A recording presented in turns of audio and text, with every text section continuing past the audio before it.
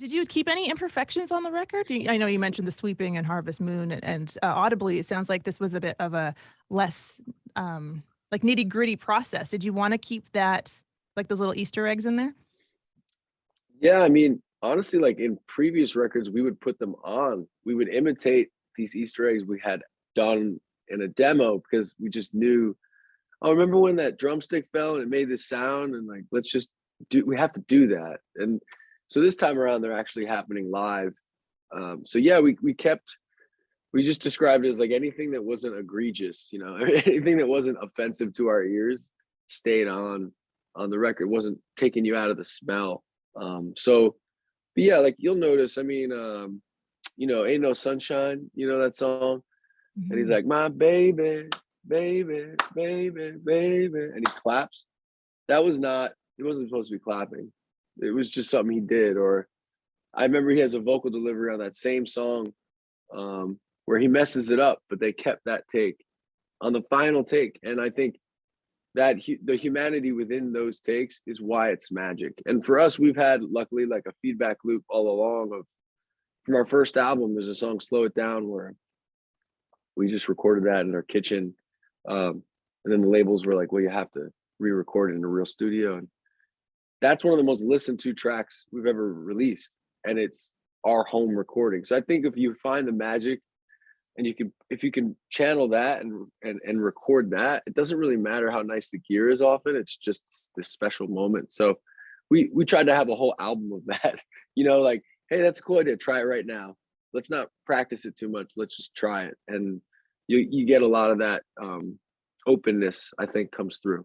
I did want to talk about Never Really Mine. Now that you talk about Neil Young and the Gretsch, for me, my reference point was it felt a little Springsteen-y for me because of the sparseness and the Yeah, that's a guitar. Telecaster. Yeah, that's a Telly. That's like something, you know, signature sound from people like Bruce Springsteen. They say that, you know, like Hendrix and Stevie Ray Vaughan and John Mayer, they play at Strats, and Strats are like glassy. They have this like glassy edge to the sound, if you think about it that way. And then Telecasters are more like bitey, and it lends itself to a singer songwriter a lot more for whatever reason, which is why I think he uses them. But that was we have New Jersey roots. You know, I'm 12 years into living in Denver, but um, Bruce Springsteen was like our patron saint, and he was like New Jersey's rock and roll, that version.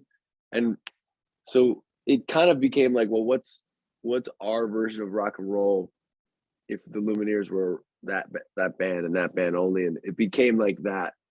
Jared plays drums on it like a young Dave Grohl. He's like, it's beautiful. We kept calling him Jersey Ringo because he's drumming a lot on this album, and it was beautiful.